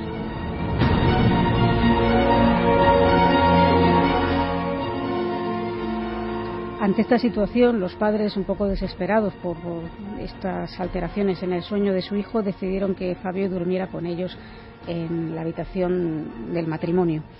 Pero lejos de apaciguarse, las pesadillas fueron en aumento, el niño empezaba a llorar, estaba... Ha sido el hombre de blanco. O sea que la presencia permanente en un niño entre los 2 y los 4 años de hombre de blanco que se aparece, que está ahí, es permanente en toda esta historia, y la verdad es que sí, nos deja un poco helados, porque estoy seguro que muchos oyentes, estarán recordando sus pesadillas, pero claro, que trascienden el ámbito de la pura pesadilla y se convertían en una angustia familiar, pero había muchas más. Sí, y de hecho al poco de ocurrir esto deciden abandonar la casa, ya los padres no aguantan más, y cuando ya tenían todo firmado para irse, a la madre se le ocurre preguntar a los vecinos, ya por intriga, ¿no? Un poco, siempre hemos visto esto en otros casos, ¿no? Que ya te vas a ir, pero ya quieres saber lo que ha ocurrido allí, ¿no? Y entonces la vecina de al lado les dice, que ya os habéis enterado de lo que ha ocurrido aquí. Y entonces se dicen, no sabemos qué ha pasado, por favor, cuéntenoslo. Y entonces la vecina les explica que antes de que ellos se mudaran ahí, vivía una pareja con 2 hijos. Él, al parecer, estaba muy enamorado de ella, pero ella quiso divorciarse. Entonces él reaccionó de manera muy obsesiva, y pese a que el divorcio se llevó a cabo, este hombre acudía todos los fines de semana a la casa ya vacía para rememorar los momentos de felicidad que allí había pasado con su mujer y con sus hijos, hasta que un día cogió un cuchillo y se rajó las venas en el cuarto de mis padres. El problema es que, viendo que no se desangraba, que no acababa de morir, decidió tirarse por la ventana, que estaba en la terraza cercana a mi habitación. Después de esto, pues puedes entender lo que pasó. Nos fuimos y luego nos enteramos a los 3 años de que un amigo de mi padre, sin motivo aparente, porque no vivía en ese sitio ni tenía nada que ver con él, se suicidó en el mismo piso en el que nosotros dejamos por aquel entonces.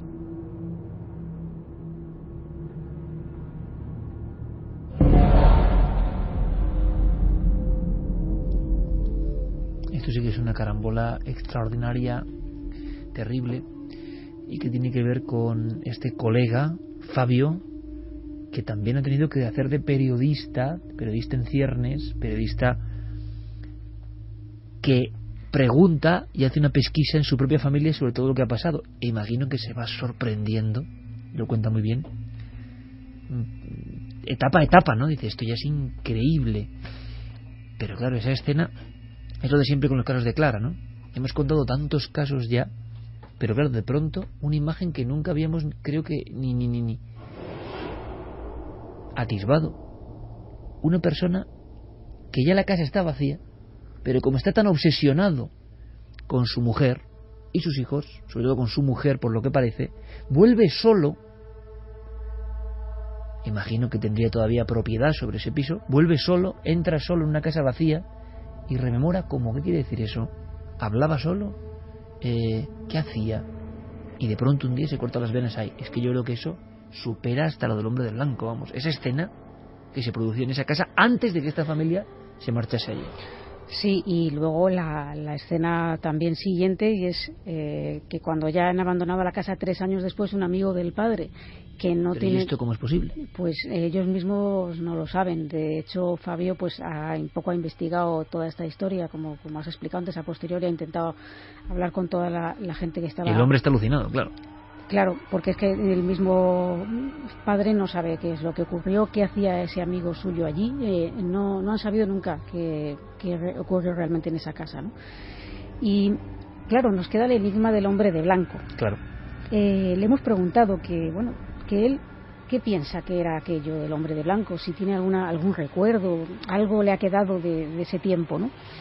Y él nos decía que siempre había pensado que se trataba de una pesadilla, hasta que empezó a investigar esta historia y se dio cuenta de que era un recuerdo reprimido. Yo tengo pequeños flashes, porque a esa edad una persona no tiene, digamos que esa capacidad para recordar, y mucho menos con todo el tiempo que ha pasado. Yo tengo flashes en los que veía que había una silla que estaba al lado de mi cama.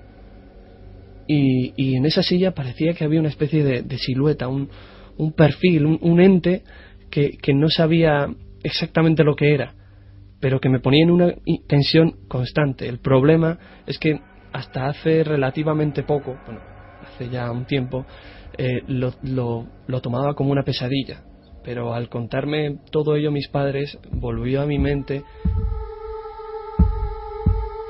Me imagino que para el bueno de Fabio ha sido un problema, ¿no? Porque hasta qué punto es pesadilla, hasta qué punto es imaginación infantil, hasta qué punto esto se conjuga con una situación de angustia en la familia.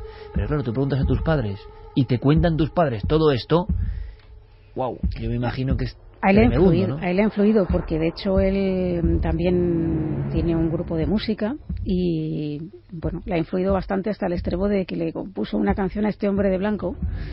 Y bueno, además me contaba como anécdota, yo ya un poco de manera más distendida, que esa composición que grabaron resulta que desapareció, se perdió. O sea, como si todo lo que tuviera que ver con esa pesadilla infantil, que luego tiene que ver con elementos realmente dramáticos, pues se ha convertido en algo un poco gafe, ¿no? Para él, desde luego, por lo menos esbozamos una sonrisa, y que él lo haga también. Pasó hace mucho tiempo, hace casi 20 años, barrio de la Concepción, 10ª planta, pero desde luego hay unas cuantas escenas, como siempre, novedosas, que es lo increíble. Y son casos que han pasado, pues como empezábamos esta noche un poco truculenta, ¿no? Con un individuo toxicómano buscando en un contenedor, como cualquier contenedor que estará en cualquier calle. Es decir, lo que espanta es lo cotidiano, lo que espanta es la casa de al lado, el vecino de al lado, que de repente estás y escuchas unas voces y dices, qué miedo, ¿no? Puede ser algo extraño, ¿no? Es que a lo mejor es alguien, pasaría en Las Colmenas del barrio de la Concepción, alguien que está volviendo a la casa a rememorar los momentos felices con su esposa. Es que eso me parece de Narciso Ibáñez Serrador. O sea, no hay imaginación para imaginarse eso. Clara, impresionante, un caso más, que además hay una cosa bonita, que es que la gente también se abre, sabe que Clara trae estos casos, ha entrevistado a las personas, ha buceado en los datos, pero que también hay un público que, siguiendo un poco tu archivo, no tiene miedo, y nosotros animamos, ¿no? A través de las redes sociales que tenemos, a través del milenio3@cadenaser.com, en Facebook y en Twitter Nave del Misterio, o en ikergenial.com, o en navedelmisterio.com, tenéis vías múltiples, ¿no? O en Google Plus, donde queráis, pero no tengáis ningún rubor en si conocéis algún caso, y sobre todo ya no es una percepción personal, sino que encima tenga correlación, testigos, pues que lo contéis a nuestra compañera Clara, porque haremos todo lo posible para saber algo más, ¿no? Y contarlo. Sí, yo por mí, desde luego, encantadísima. Ya sabéis que siempre estoy muy receptiva a cualquier caso que nos llega. Y sí que me gustaría hacer un poco un comentario curiosamente, a los fenómenos o donde Fabio, como niño, se sentía peor, que era en su habitación, en la habitación de los padres, que casualmente fuera primero el lugar donde el suicida se intentara cortar las venas y al ver que no conseguía su propósito, se tirara desde la ventana de la habitación de Fabio. Luego ese episodio del niño Fabio con 2 años y pico, sonámbulo y cerca de la ventana, con el espanto, imagino, de los padres, ¿no? Vamos con mensajes sobre este asunto y luego, si queréis, pues, de nuevo para hacer el ambiente un poco menos espeso, con Mozart, ¿no? Ahora que no esté en un 10º piso del barrio de la Concepción, sí, pues, oye, escuchando claro, esto. pues ¿qué vamos a hacer? Bueno, pues tiene que estar un poco... Es que es muy curioso además cómo los niños parecen interpretar determinados ambientes que han ocurrido en algunas casas, y no me resisto a no contar una historia que me acaba de llegar, que está ocurriendo además y que indagaremos también en una zona de Ciudad Real conocida como Ciudad Jardín. Es un padre que con su hijo compra una vivienda recientemente reformada. El padre entra allí el primero, hace una especie de limpieza y descubre una peluca en una caja, y descubre a raíz de ahí que la dueña que vivía en la casa ha muerto de cáncer y que sus pertenencias se han quedado... Que ni siquiera me he imaginado. Esto del individuo que va a la casa vacía a rememorar viejos tiempos, ya... O sea, la parte del suicidio, claro que da mucho miedo y es terrible, pero ya el simple hecho de un hombre yendo a... Y claro, la caja con la peluca...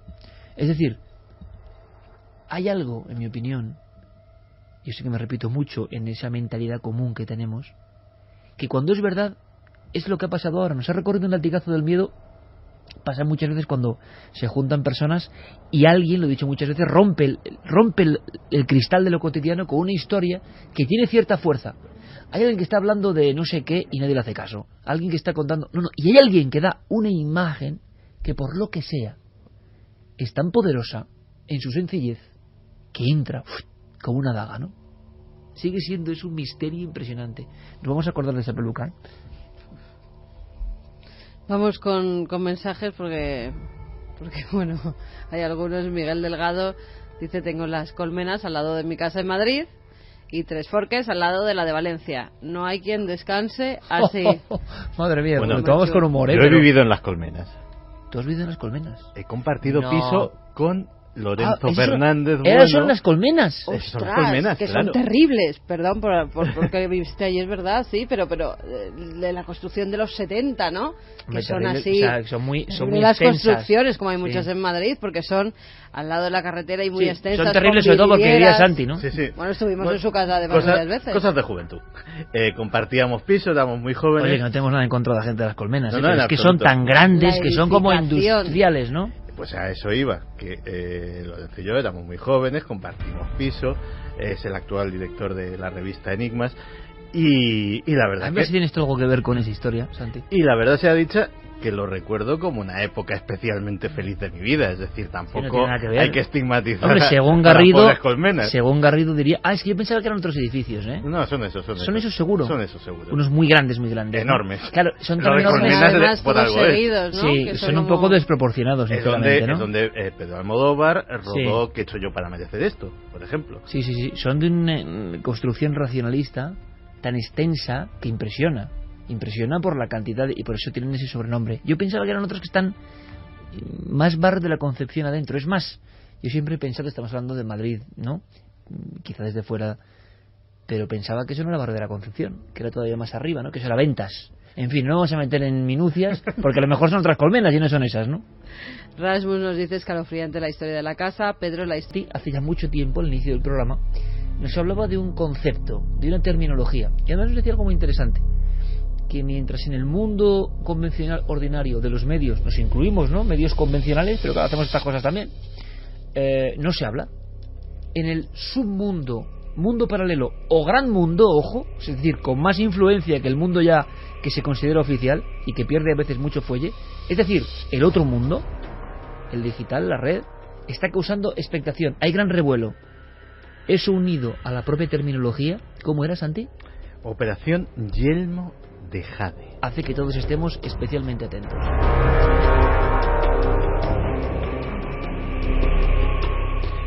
Pues tiene mucha razón, Iker, porque el análisis mediático de cómo nos ha llegado esta información es fascinante ya de por sí.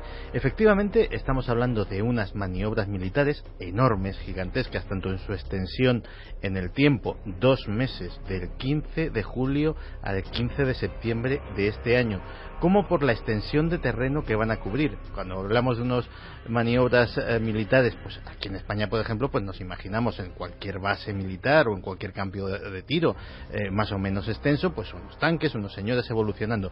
No, aquí estamos hablando de algo que va a cubrir los estados de Texas, Nuevo México, Colorado, Utah, Arizona, California y Nevada.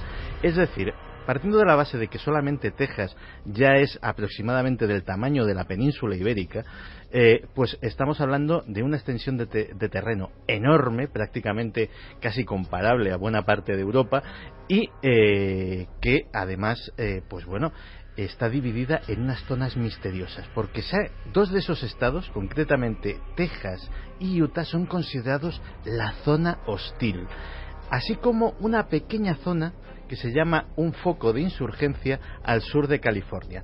Luego están los estados de California, Nevada, Colorado y Arizona, que se consideran amigables, mientras que el de Nuevo México es dudoso, presuntamente hostil.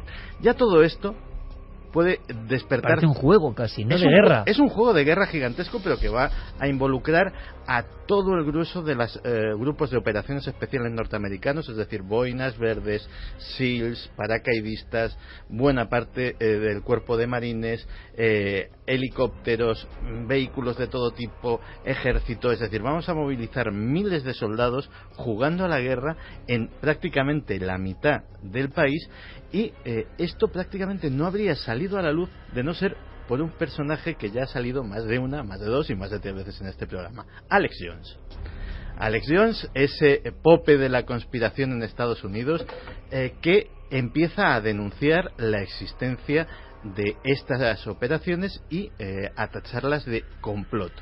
Pues si no es por Alex Jones, no solamente no se genera una tormenta mediática en Internet y en los medios, digámoslo así, alternativos, sino que esto no hubiese llegado jamás a los medios generales, porque curiosamente periódicos como el Washington Post, cadenas de televisión, medios muy importantes de Estados Unidos, de repente empiezan a dedicar columnas y artículos a rebatir a Alex Jones y a tranquilizar a la población para decirles que esto es completamente normal.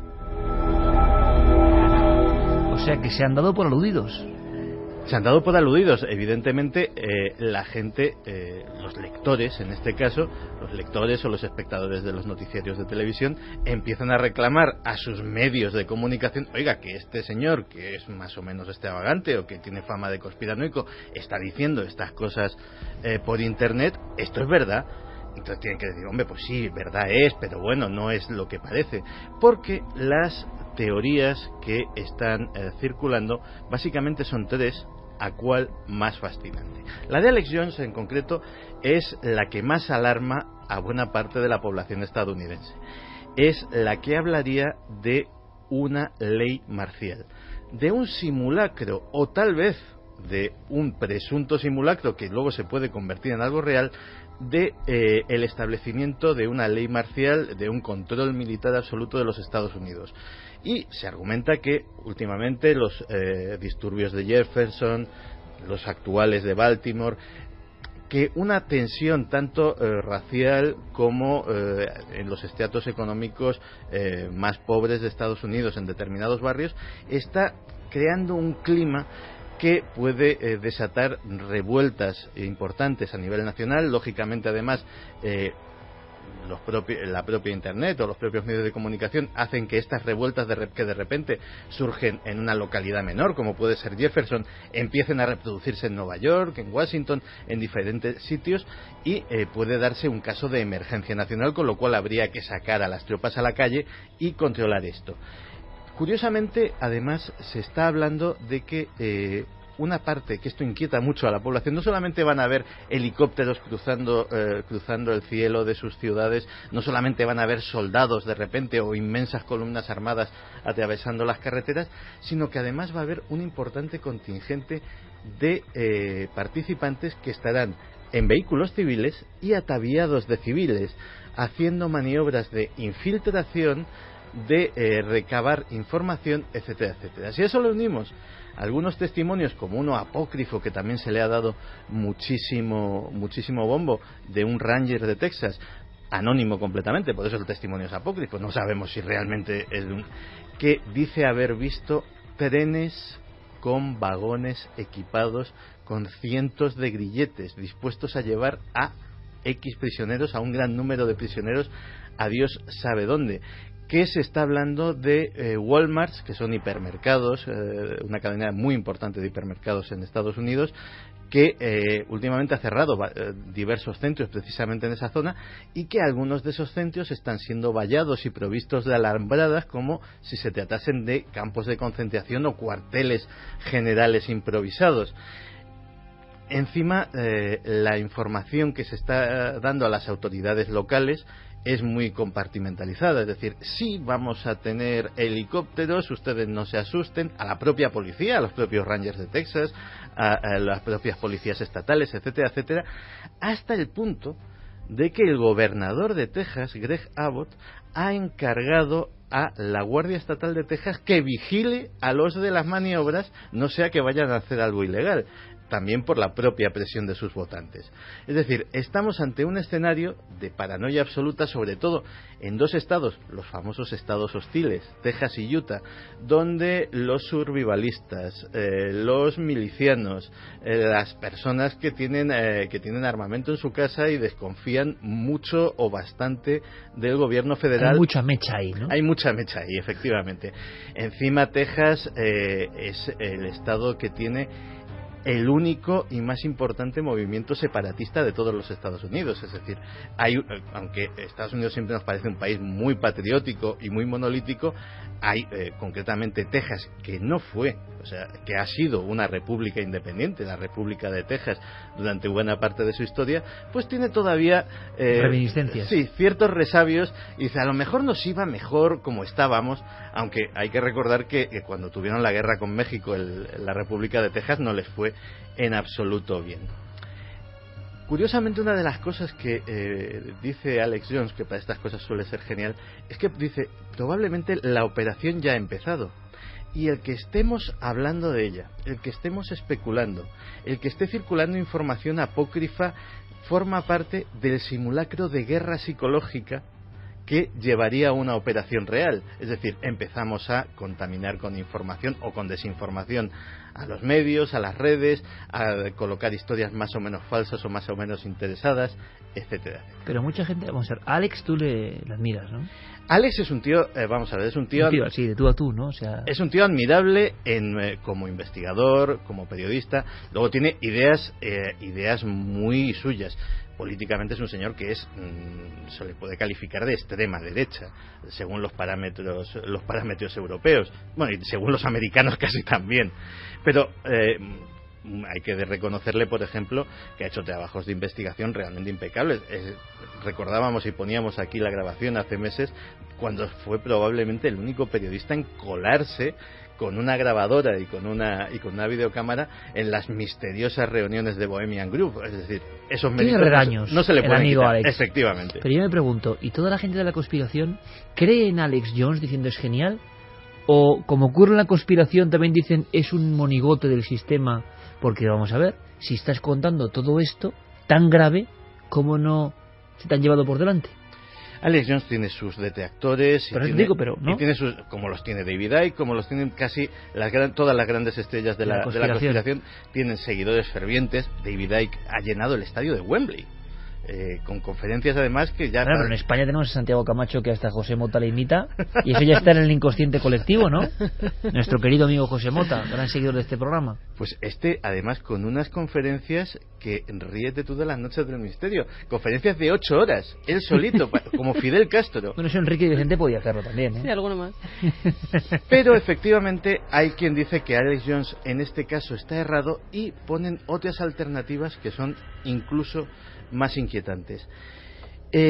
Hace meses también, y eso surgió y se ha dado en los grandes medios, en los medios respetados o convencionales, inquietaba mucho el contacto que estaban empezando a tener los miembros del Estado Islámico con importantes cárteles mexicanos de la droga. No solamente con cárteles mexicanos de la droga, sino con los famosos coyotes, las organizaciones que se dedican a transportar seres humanos de un lado a otro de la frontera e introducirlos como inmigrantes ilegales en los Estados Unidos. En uno de los países más católicos del mundo, como es México, resulta que el ISIS, que predica todo lo contrario, tiene conexiones. El dinero no tiene religión. Claro. Esa es la historia. Claro. Y el narco, fuera de la Santa Muerte, tampoco te creas que tiene mucha. Entonces, una de las razones de esta operación, que también se ha esgrimido, es la posibilidad de un ataque desde México por parte del Estado Islámico. No una invasión de miles de soldados islámicos o de mujahidines atravesando la frontera, sino algo mucho más terrible y mucho más siniestro. Se está hablando de la posibilidad de un comando de 10, 20, 30, 40, 100 personas introducidas ilegalmente en el país, que cojan como blanco una pequeña localidad, una localidad más o menos aislada, como muchas que hay en Texas, como muchas que hay en Nuevo México, como muchas que hay en Arizona, que digámoslo así, el núcleo de civilización más cercano está a muchos kilómetros de distancia, que tienen una reducidísima fuerza policial para repeler cualquier tipo de agresión y sencillamente arrasarla. Es decir, ejecutar a todos sus habitantes y causar con esto un impacto mediático terrorífico. Imagínate, de repente hemos masacrado una población dentro de los Estados Unidos. Pues esta operación tendría como escenario ¿Pero esto es un delirio, Santi, o realmente los medios policiales especulan con que podría ocurrir? Vamos a ver, hay agencias federales y sobre todo la agencia de Homeland Security, que se especula con que ya están infiltrando a gente precisamente en las organizaciones de narcos y en las organizaciones de coyotes, no para desmantelarlas, porque si desmantelas una, 15 días después va a surgir otra, sino para estar informados de sus movimientos. Estos señores pues están metiendo X trabajadores ilegales o están introduciendo tal cantidad de marihuana por la frontera. ¿Para qué? Para detectar cualquier movimiento fuera de lo normal, de lo ilegalmente normal, pero de lo normal en base a que algo que pudiera ser realmente una amenaza para la seguridad nacional estadounidense. Es decir, esa posibilidad se contempla. Hay que contemplarlas absolutamente todas. En ese sentido nunca se peca de excesivamente precavido. Pero las personas que más saben y los analistas militares, cuando han visto los planes, que hay parte desclasificada que se ha hecho pública precisamente para tranquilizar a la población de lo que se va a hacer, cuando han analizado los mapas y han visto lo que se pretende hacer, lo han visto clarísimo. Han dicho, vale, olvidaos de lo de la ley marcial, lo del ISIS, pues probablemente tampoco, sino que esto es un ensayo general de otra cosa. Si uno se mete en el mapa y ve las zonas rojas, se daría cuenta de que todo ello coincide con un mapa casi a escala de lo que sería el Oriente Medio actual. Texas, la zona roja, la zona hostil, sería Irán. Irak sería Nuevo México, que es probablemente hostil, es decir, es incierto realmente, pues lo acaban de dejar, hay un gobierno legítimo, pero está el ISIS. Colorado, que está al norte, sería Turquía. Al lado de Colorado está Utah, que es la otra zona hostil, que sería Siria. Debajo está Arizona, que sería Jordania. Nevada sería el Líbano, California Israel, y en California no hay que olvidar que hay una zona de insurgencia, que sería la Franja de Gaza. O sea, han trasladado un mapa de Oriente Medio o de parte de Asia a Estados Unidos. Y además con la ventaja de que las geografías de Texas e Irán no te creas que difieren tanto. Tiene su zona montañosa, su zona desértica. La de Nuevo México e Irak, 3/4 de lo mismo.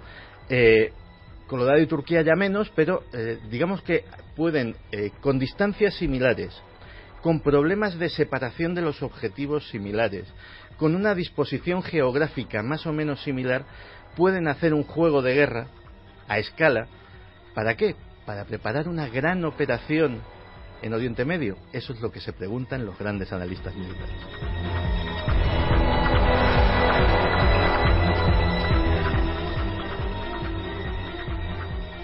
Si os parece, rematamos la faena con otra cuestión conspiranoica antes de los últimos mensajes, que también nos darán otra visión como más positiva, ¿no?, de un programa un poco crudo. Pero Enrique también habla un poco de geopolítica, siempre con polémica, siempre sin cortarse. De crisol de culturas. Mientras el norte hispano era gobernado con sobriales, fue esa misma Alemania que hoy pretendería confederarnos en un nuevo Reich continental con los eurobonos como bandera, y que tardó medio siglo en pagar a Europa las deudas de guerra que no les fueron perdonadas, mientras ahora pretende que otros países las paguen completas y de inmediato. Soy plenamente consciente de que cuanto he dicho es políticamente incorrecto, que se presta a mil matices y a hondas discusiones, pero en ello hay un fondo de verdad profunda, superior a las verdades prácticas e ideológicas que nos han metido entre ceja y ceja. Nunca olvides reflexionar sobre la historia, porque te verás obligado a repetirla sin aprender de antiguos errores. En apenas 4 minutos, una breve pero creo que profunda lección del maestro Enrique de Vicente sobre Europa, su gloria y sus problemas. Ahí es nada, ¿eh? Y como siempre, metiéndose como nos gusta que lo haga, en camisa de 11 varas. Ahora, recta final, vuestros mensajes. Que imagino que ya estaréis cansando. Ahora las noticias. Un abrazo muy fuerte. Feliz semana.